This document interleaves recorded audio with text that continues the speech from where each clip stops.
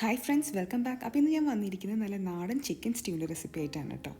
നല്ല rich and creamy ആയിട്ടുള്ള gravy ആയിട്ടുള്ള ചിക്കൻ സ്റ്റ്യൂ ആണിത്. അപ്പോൾ അതിനായിട്ട് ഞാൻ കുറച്ച് ടിപ്സൊക്കെ പറയുന്നുണ്ട്. അപ്പോൾ അതറിയാനായിട്ട് നമുക്ക് വീഡിയോ കണ്ടു നോക്കാം. ഒരു പാൻ അടുപ്പത്ത് വെച്ച് ചൂടാക്കാം. അതിലേക്ക് നമുക്കൊരു 2 ടേബിൾ സ്പൂൺ വെളിച്ചെണ്ണ ചേർത്ത് കൊടുക്കാം. ഇനി നമുക്കിതിലേക്ക് 1/4 ടീസ്പൂൺ പെരിഞ്ജീരകം ചേർത്ത് കൊടുക്കാം. പെരിഞ്ജീരകം മൂത്ത് വരുന്ന ടൈമിൽ നമുക്ക് 1 ടേബിൾ സ്പൂൺ ഇഞ്ചി ചതച്ചത് ചേർത്ത് കൊടുക്കാം.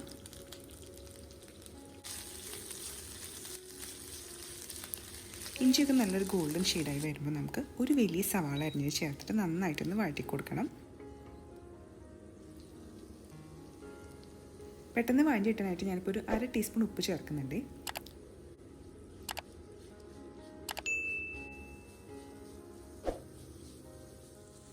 ഇതേപോലെ ഒരു ലൈറ്റ് ഗോൾഡൻ ഷെയ്ഡായി വരുമ്പോൾ നമുക്ക് നമ്മൾ കഴുകി വൃത്തിയാക്കി എടുത്ത് വെച്ചിരിക്കുന്ന 1/2 കിലോ ചിക്കൻ ചേർത്ത് കൊടുക്കാം. അപ്പോൾ എല്ലോട് കൂടി ചിക്കൻ പീസ് തന്നെ എടുക്കണം കേട്ടോ. അപ്പോഴാണ് ചിക്കൻ സ്റ്റ്യൂവിന് നല്ലൊരു ടേസ്റ്റ് കിട്ടുക. അപ്പോൾ ചിക്കൻ സ്റ്റ്യൂവിന് എപ്പോഴും ചിക്കൻ നല്ല ചെറിയ പീസായിട്ട് നുറുക്കുന്നതാണ് കേട്ടോ നല്ലത്. അപ്പോഴാണ് ചിക്കനിലേക്ക് നന്നായിട്ടൊന്ന് മസാലയൊക്കെ പിടിച്ച് കിട്ടുക. ഇനി നമുക്ക് ഇതിനകത്തേക്ക് 1 ടീസ്പൂൺ തരിതരിപ്പായിട്ട് പൊടിച്ചെടുത്തിട്ടുള്ള കുരുമുളക് പൊടി ചേർത്ത് കൊടുക്കാം. ഇനി നമുക്ക് കുറച്ച് കറിവേപ്പിലയും 2 പച്ചമുളക് കൂടി ചേർത്തിട്ട് നന്നായിട്ടൊന്ന് മിക്സ് ചെയ്യാം.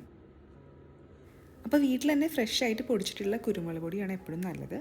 അതിനായിരിക്കും ഏറ്റവും കൂടുതൽ ഫ്ലേവർ കിട്ടുക. അപ്പോൾ കടയിൽ നിന്നൊക്കെ വാങ്ങിച്ചിട്ടുള്ള കുരുമുളക് പൊടിയാണെങ്കിൽ ചിലപ്പോൾ കളറൊക്കെ മാറിപ്പോകാൻ ചാൻസ് ഉണ്ട് സ്റ്റ്യൂവിൻ്റെ. പിന്നെ അത്രയ്ക്കും ടേസ്റ്റും ചിലപ്പോൾ കിട്ടില്ല.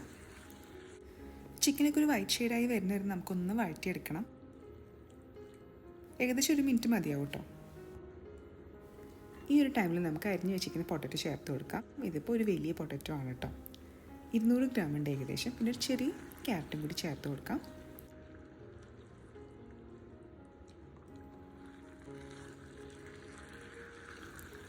ഒരു മിനിറ്റും കൂടി മിക്സ് ചെയ്തതിന് ശേഷം നമുക്കിതിനകത്തേക്ക് 1.5 കപ്പ് കട്ടി കുറഞ്ഞ തേങ്ങാപ്പാൽ ചേർത്ത് കൊടുക്കാം.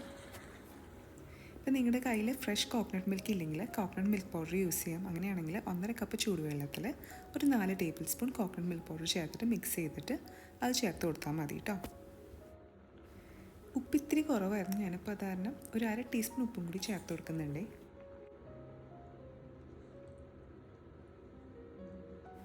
ഇനി നമുക്കിത് മൂടി വെച്ചിട്ട് മീഡിയം ഫ്ലെയിമിലിട്ടിട്ട് ഒരു 8 മിനിറ്റ് കുക്ക് ചെയ്യാം. അപ്പോൾ ഈ ഒരു ടൈമിൽ നമുക്ക് ഒരു ചെറിയ പീസ് പട്ടയും 2 ഏലക്കായും 2 ഗ്രാമ്പും ഒന്ന് നന്നായിട്ട് ചതച്ചെടുത്ത് കൊണ്ടുവരാം. അപ്പോൾ ഇടയ്ക്കൊന്ന് മൂടി തുറന്ന് ഇളക്കി കൊടുക്കണം കേട്ടോ.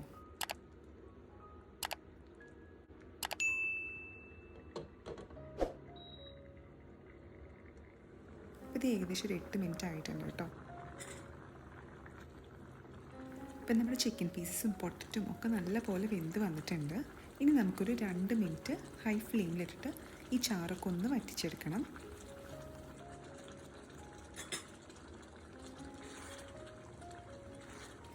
ഇപ്പോൾ ചാറൊക്കെ ചെറുതായിട്ടൊന്ന് വറ്റിയിട്ടുണ്ട്. ഈ ഒരു ടൈമിൽ നമുക്ക് 3/4 കപ്പ് നല്ല കുറുകിയ തേങ്ങാപ്പാൽ ചേർത്ത് കൊടുക്കാം. തേങ്ങാപ്പാൽപ്പൊടി യൂസ് ചെയ്യുന്നവരാണെങ്കിൽ 3/4 കപ്പ് ചൂടുവെള്ളത്തിൽ ഒരു 4 ടേബിൾ സ്പൂൺ തേങ്ങാപ്പാൽപ്പൊടി ചേർത്ത് മിക്സ് ചെയ്തിട്ട് ചേർത്താൽ മതി കേട്ടോ. അപ്പോൾ ഇതിൻ്റെ ഒപ്പം തന്നെ നമുക്ക് നേരത്തെ പൊടിച്ച് വെച്ച ഗരം മസാലയും കുറച്ച് അണ്ടിപ്പരിപ്പും കൂടി ചേർത്ത് കൊടുക്കാം. ഇതേപോലെ ഫ്രഷ് ആയിട്ട് ഗരം മസാല പൊടിച്ച് ചേർക്കുമ്പോൾ നമ്മുടെ സ്റ്റ്യൂവിന് ഒരു പ്രത്യേക ടേസ്റ്റാണ്. ഇപ്പോൾ കടയിൽ നിന്നൊക്കെ വാങ്ങിയ ഗരം മസാല ചേർക്കുകയാണെങ്കിൽ ചിലപ്പോൾ കളറൊക്കെ ഭയങ്കരമായിട്ട് അങ്ങോട്ട് മാറിപ്പോവും. പിന്നെ അത്രയ്ക്ക് ടേസ്റ്റും ചിലപ്പോൾ കിട്ടിയെന്ന് വരില്ല. അപ്പോൾ നിങ്ങൾ സ്റ്റ്യൂ ഉണ്ടാക്കുമ്പോൾ വീട്ടിൽ തന്നെ അപ്പം പൊടിച്ച് ഗരം മസാല ചേർത്ത് കൊടുക്കണം കേട്ടോ. ഇനി നമുക്കൊരു ലോ ഫ്ലെയിമിലിട്ട് 2 മിനിറ്റ് ഇതൊന്ന് കുക്ക് ചെയ്യാം. ചെറിയൊരു തിള വരുമ്പോൾ നമുക്കിതിനകത്തേക്ക് കുറച്ച് പച്ചവെളിച്ചെണ്ണ ഒഴിച്ചു കൊടുക്കാം. അതിൻ്റെ ഒപ്പം തന്നെ നമുക്ക് കുറച്ച് കറിവേപ്പിലയും 1 പച്ചമുളക് കൂടി കൂടി ചേർത്തിട്ട് നന്നായിട്ടൊന്ന് മിക്സ് ചെയ്യാം. അപ്പം നമ്മുടെ സ്റ്റ്യൂ ഇവിടെ റെഡി ആയിട്ടുണ്ട് കേട്ടോ. അപ്പോൾ ഇതിനി ഇരിക്കുമ്പോൾ കുറച്ചും കൂടി ഒന്ന് കുറുകി വരും കണ്ടോ. ഇതേപോലെ ഇരിക്കും. കുറച്ചൊന്ന് തണുത്ത് വരുമ്പോൾ നല്ല ടേസ്റ്റുള്ളൊരു സ്റ്റ്യൂ ആണ്. അപ്പോൾ ഞാൻ ഈ പറഞ്ഞ ടിപ്സൊക്കെ നിങ്ങൾ ഫോളോ ചെയ്യുകയാണെങ്കിൽ നല്ല അടിപൊളി സ്റ്റ്യൂ നമുക്ക് വീട്ടിലുണ്ടാക്കാൻ പറ്റും. അപ്പോൾ ഈ റെസിപ്പി നിങ്ങൾക്ക് ഇഷ്ടമാവുകയാണെങ്കിൽ നമ്മുടെ ചാനൽ സബ്സ്ക്രൈബ് ചെയ്യാൻ മറക്കരുത് കേട്ടോ. Thank you for watching. Bye bye.